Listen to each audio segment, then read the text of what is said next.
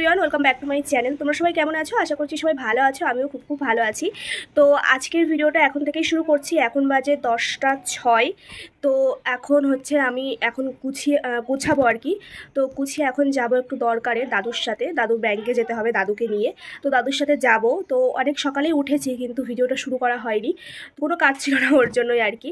তো হচ্ছে তোমার এখন গোছাবো, গুছিয়ে তারপরে তাই যাবো। ভেবেছিলাম যে রান্নাটা করে যাব, কিন্তু আর এখন ভালো লাগছে না রান্না করতে। সকালবেলায় মা যেটা রান্না করেছে সেটাই এখন খেয়ে বেরিয়ে যাব, আর তারপরে বাড়ি এসে রান্না করব।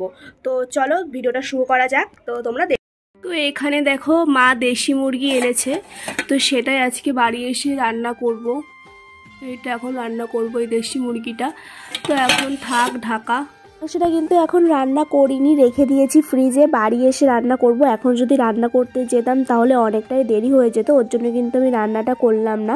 তো যাই হোক, তারপর আমি স্নান ধ্যান করে কিন্তু পুজোটা দেওয়া হয়ে গেছে। আর সকালবেলায় এই যে মা আলু সিদ্ধ আর ডিমের অমলেট করে গেছিলো, তো সেটাই খেয়ে এই যে আমি এখন গুছিয়ে নেব। আর আজকে একটু মাথায় শ্যাম্পু করেছি, তো দেখো মাথার চুলটা পুরো ভিজে।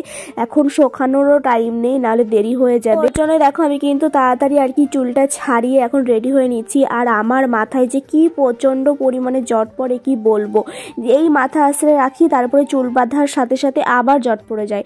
তো যাই হোক, দেখো আমি একটু হালকা সিরাম দিয়ে এখন চুলটা ছাড়িয়ে নিচ্ছি। এখন পুরোপুরি রেডি সেডি হয়ে এখন যাব হচ্ছে মামার বাড়ি। আর আজকে হচ্ছে দাদুকে নিয়ে একটু ব্যাংকে যাব। আরও কয়েকটা কাজ আছে, সেগুলোই করব। ব্যাংকেও কয়েকটা কাজ আছে, সেগুলোই করব। ওর জন্য কিন্তু দাদুকে নিয়ে যাব আমি। তো যাই হোক, এদিকে দেখো আমার কিন্তু চুলটা ছাড়ানো প্রায় কমপ্লিট। তারপর একটু সিরাম দিয়ে নিলাম।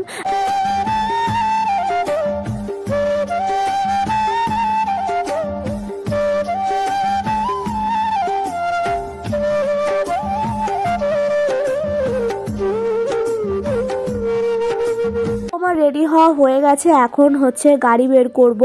আর সত্যি কথা বলতে জানো তো, আমি আগে গাড়ি বের করতে পারতাম না, আর গাড়ি তুলতেও পারতাম না, কিন্তু এখন শিখে গেছি।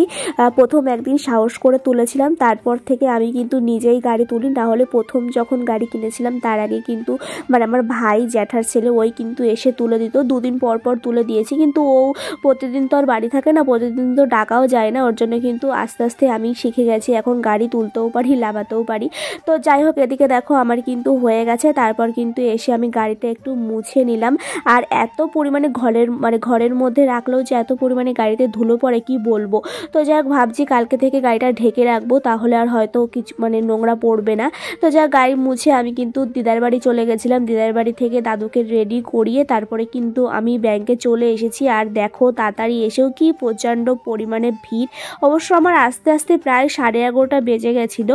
আর দাদু গিয়ে দেখি রেডি হয়নি আর কি, গিয়ে স্নান ট্রেন করে জামা ঠামা পরে কিন্তু তারপরে নিয়ে এসছি। আর অনেকটাই লাইন ছিল। তো যাই হোক, ব্যাংকে আমার অনেকগুলোই কাজ ছিল, যেরকম টাকা তোলা, আর একটা কাজ ছিল সেটা করেছি। তারপরে একটু অঞ্চলেও কাজ ছিল, কিন্তু সেখানে আমার কাজটা মেটেনি।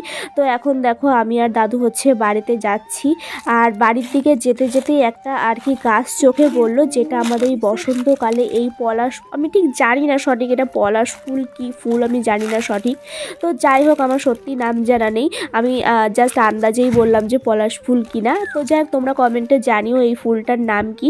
এটা ভীষণ ভালো লাগে। এটা দেখেছি আমি বসন্তকালে আর কি, যখন বসন্ত উৎসব করা হয় অনেকে খোপায় মালা করে পরে, বেশ ভালো লাগে আর কি, যেই সিজনের যেরকম আর কি। যাই হোক, তো তারপরে দেখো আমি রাস্তার এই যে এই গাছটার কথাই বলছি আমি, তোমরা কমেন্টে জানিও এটা কি গাছ। তো দেখো সেখানে অনেক নিচে গাছের তলায় অনেক ফুল পড়েছিল, তো আমি সেখান থেকে কয়েকটা নিয়েছিলাম, আমার খুব ভালো লাগছিল ওর জন্যই। তো দেখো আমার কিন্তু নেওয়া হয়ে গেছে, আর বাড়িতেও চলে এসেছি, মানে দিদার বাড়িতে। যাই হোক, দিদার এই রান্নাঘরটা আর কি এখনও কমপ্লিট হয়নি। এখানে আছে দিদার এখন খাওয়া দাওয়া করছে। তো দিদা আর কি তাড়াতাড়ি করে রান্না করেছিল ডাল, ডিম ভাজা আর আলু সিদ্ধ, আর তার সাথে ছিল লেবু। তো যাই হোক, দুপুরের খাওয়া দাওয়াটা কিন্তু সেই হয়েছিল, খুব ভালো হয়েছিল। আমার এরকম সিম্পল খাবার মাঝে মাঝে খুবই ভালো লাগে। তো যাই হোক, এদিকে দেখো তারপরে বিকেলে আমি বাড়িতে চলে এসেছিলাম, বেশিক্ষণ আর কি থাকিনি, একটু রেস্ট করেই চলে এসেছিলাম বাড়ি। বাড়িতে। আর বাড়িতে এসে কিন্তু রান্নাবান্না করিনি, যেহেতু মা বাড়ি নেই, মা কাজে, আর আমিও দিদার বাড়ির থেকে খেয়ে এসেছি, ওর জন্য কিন্তু দুপুরে আর রান্না করিনি, ভাবলাম যে রাত্রেবেলায় রান্না করব। তো যাই হোক, তারপরে এদিকে দেখো ঘন্টু আর আমি হচ্ছে একটু বসে বিকেলে গল্প টল্প করছিলাম, একমাত্র ওই আমার সঙ্গী। যাই হোক, ও তারপরে এখানে আমরা বসে একটু গল্প টল্প করছিলাম, আর তারপরে ওর সাথে গল্প টল্প করার পরে আমার আজকে সন্ধেবেলা একটা কাজ ছিল, তো সেটাও তোমাদের সঙ্গে শেয়ার করব। তো যাক, তারপরে পড়াতে চলে এসেছিলাম, ভেবেছিলাম যে আজকে পড়াতে আসবো না, কারণ আজকে ভীষণ কষ্ট হয়ে গেছিলো, কারণ ব্যাংকে অনেকক্ষণ লাইন দিয়ে দাঁড়িয়ে থাকতে হয়েছিল, ভীষণ মাজা ব্যথা হয়ে গেছিলো। তো যাই হোক, তারপরে কিন্তু আমি পড়াতে চলে এসেছি, আর এখানে হচ্ছে আমি এখন পড়াচ্ছি, পড়িয়ে যাব হচ্ছে সাজাতে। তো যাক, দেখো আমি কিন্তু সাজানোর জন্য চলে এসেছি সাজাতে, একটা সাজানো আছে ওর জন্য। তো এই যে একদম বাড়ির পাশে, ওর জন্য নাইটি পরেই চলে এসেছি, অসুবিধা নেই। তো এই যে আমার সাথে কিন্তু ঘন্টুও এসেছে, আর এই যে সব জিনিসপত্র নিয়ে নিয়েছি। এটা হচ্ছে আমার একটা দিদি হয়, আমাদের একই পাড়ায় বাড়ি, বাড়ির পাশেই একদম। তো যাই হোক, আমাকে অনেক দিন আগে থেকে বলেছিল যে আমার কাছে সাজবে, ওর জন্য কিন্তু। আর হচ্ছে দিদি শ্বশুর বাড়ি কিন্তু এখানে না, দিদি শ্বশুর বাড়ি হচ্ছে অন্য জায়গায়, আর এটা হচ্ছে বাবার বাড়ি। তো যাই হোক, দিদি এখানে একটা বান্ধবীর বিয়ে ছিল, তার জন্যই কিন্তু আর কি সাজাতে এসেছিলাম, অনেক দিন আগে থেকেই বলেছিল আমার কাছে আর কি সাজবে, ওর জন্যই। তারপরে এদিকে দেখো আমার স্টুডেন্টের মাও চলে এসেছে কিন্তু। তো যাই হোক, তোমাদের কেমন লাগলো অবশ্যই কমেন্ট করে জানিও। আর এদিকে দেখো আমার মেকআপটাও হয়ে গেছে, আর সত্যি কথা বলতে কি জানো তো, এই হেয়ার স্টাইলটা আমার একটু ঘন ঘনই করা হয়ে যাচ্ছে, কারণ মেকআপ করার পরে না আর সময় থাকছে না, তখন এই তাড়াতাড়ি করে এই হেয়ার স্টাইলটাই করতে হচ্ছে। তো যাই হোক, দেখো এটা কিন্তু খুব তাড়াতাড়ি হয়ে যায়, ওর জন্য কিন্তু এটাই আমার করা হয়ে যাচ্ছে আর কি। যতই ভাবি না কিন্তু একটু অন্যরকম আর কি করে চুল বাঁধবো, কিন্তু হয়ে উঠছে না সময়ের জন্যই, ওর জন্য তাড়াতাড়ির জন্য এটাই আর কি করতে হচ্ছে। যেহেতু আমি সাজাতে এসছি 7টার সময়, আর হচ্ছে মানে 1 ঘন্টা টাইম লেগে গেছে আমার সাজাতে। তো তোমরা যারা সাজাও অবশ্যই জানবে কতটা টাইম লাগে কি লাগে না। তো যাই হোক, তারপরে বাড়িতে চলে এসেছি, আর এখন দেখো বাড়িতে এসে আমাকে এখন রান্না করতে হচ্ছে।